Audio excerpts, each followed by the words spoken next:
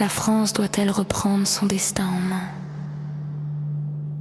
Peuple de France, depuis des années, une question traverse notre pays, celle de notre souveraineté. Qui décide réellement de notre avenir? Qui choisit les règles qui s'imposent à notre agriculture, à notre industrie, à nos entreprises, à notre économie et à notre vie quotidienne? La France est une grande nation. Une nation qui a une histoire, une culture, un savoir-faire, une voix dans le monde. Pourtant, beaucoup de Français ont le sentiment que cette voix s'est peu à peu affaiblie.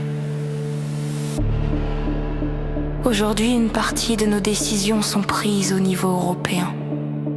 Certains y voient une force, une capacité à unir les pays face aux grands défis mondiaux. D'autres y voient une perte de liberté pour décider de notre propre chemin. La question n'est pas de rejeter les peuples européens.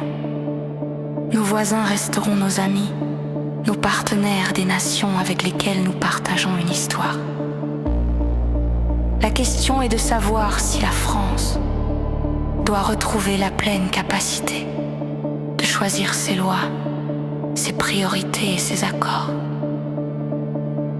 Quitter l'Union européenne signifierait ouvrir une nouvelle page. Une page où la France pourrait négocier directement ses accords commerciaux avec les nations du monde entier, défendre ses intérêts, protéger ses secteurs stratégiques et définir ses propres politiques. Mais regardons aussi notre réalité économique. Chaque année, la France crée une richesse immense grâce au travail de son peuple. Cette richesse est mesurée par un indicateur appelé le PIB, le produit intérieur brut. Le PIB de la France représente environ 300 milliards d'euros par an. Cela signifie que chaque année, des millions de Français créent de la valeur par leur travail. Nos agriculteurs qui nourrissent le pays, nos ouvriers qui produisent, nos artisans qui transmettent leur savoir-faire, nos entrepreneurs qui innovent, nos commerçants, nos salariés et tous ceux qui font vivre notre économie. Face à cette richesse produite, la question de l'utilisation de notre argent public se pose. Aujourd'hui, la France verse environ 25 milliards d'euros par an au budget de l'Union européenne. En retour, elle reçoit environ 15 à 18 milliards d'euros de financements européens dans différents domaines comme l'agriculture, les régions, la recherche ou certains projets. Si l'on compare uniquement ces deux flux, 25 milliards d'euros versés, 18 milliards d'euros reçus, égale d'environ 7 milliards d'euros de solde positif potentiel par an. Mais une décision aussi importante ne peut pas se résumer à un simple calcul. Il faudrait aussi prendre en compte les conséquences possibles sur nos échanges commerciaux avec les pays européens, les investissements étrangers, le soutien à nos agriculteurs, les programmes de recherche, les emplois liés à certains financements européens. Une sortie de l'Union européenne ne serait donc pas seulement une question financière.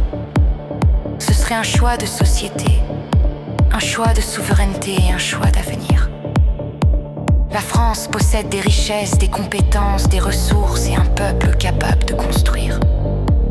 La question est donc, voulons-nous continuer à déléguer certaines décisions ou voulons-nous retrouver davantage de liberté pour décider nous-mêmes de notre avenir? Ce choix appartient au peuple français. La France n'est pas une simple région parmi d'autres. La France est une nation qui a traversé les siècles, une nation qui a encore beaucoup à offrir au monde. L'avenir de la France ne doit pas être subi.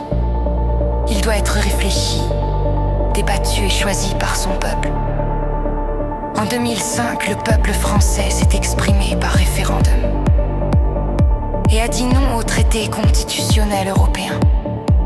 Beaucoup de citoyens ont alors eu le sentiment que leur choix n'avait pas été pleinement respecté, ni écouté.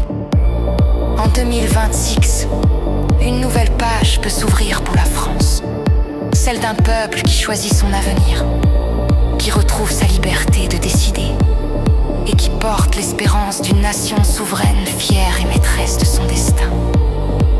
Par la volonté du peuple français, la France peut écrire un nouveau chapitre de son histoire, reprendre pleinement la maîtrise de ses choix et construire son avenir avec confiance, dans la liberté et la responsabilité.